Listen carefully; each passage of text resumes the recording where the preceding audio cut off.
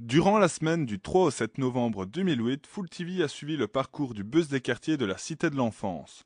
Nous avons tendu notre micro à Patrick Monjoie qui nous raconte l'histoire de ce bus pas comme les autres. Alors, ce bus-ci, qui tourne sur Courcelles et sur Pontassel, est en circulation depuis le 18 février de cette année, 2008. Il partage une expérience. Depuis 3 ans, sur Fleurus, il y avait déjà un bus qui tournait. Donc, effectivement, on a prolongé cette expérience ici sur la région, quoi. Mais malgré que donc, depuis le 18 février, donc on a tourné février, mars, avril, mai, juin, juillet, août. On a mis le bus en pause, on avait une série d'activités, de projets dans les quartiers, activités éducatives et citoyennes. Donc on a arrêté le bus et on a repris le 1er septembre et on est à 1200, 1250 jeunes rencontrés. Pendant de nombreuses années, le pavillon J, les travailleurs sociaux allaient dans les rues, allaient zoner, comme on appelle traditionnellement.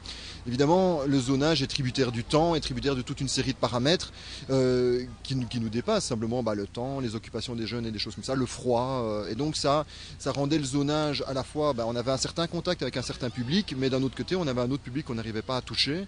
Et puis voilà, on n'arrivait pas à leur offrir.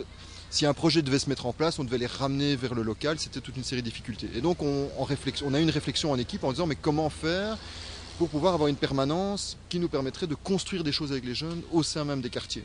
Et donc l'idée d'avoir un bureau mobile est finalement assez vite venue sur le tapis. Et donc on a eu l'opportunité d'acheter un ancien bus d'ETEC qu'on a complètement réaménagé et dans lequel on fait ce travail social qu'on fait dans nos bureaux, mais de manière décentralisée.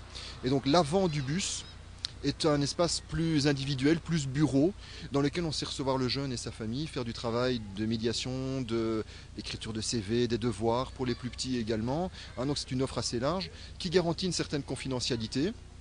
Ce qui est important, ce qui est un des piliers de notre travail. Il y a une cloison qui ferme ce local par rapport au reste du bus. L'arrière du bus étant, lui, plus consacré à tout ce qui est le travail collectif communautaire. Là, on reçoit des groupes de jeunes.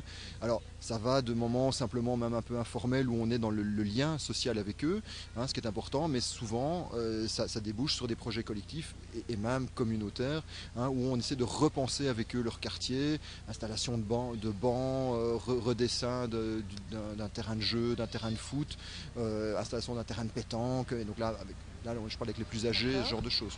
Merci.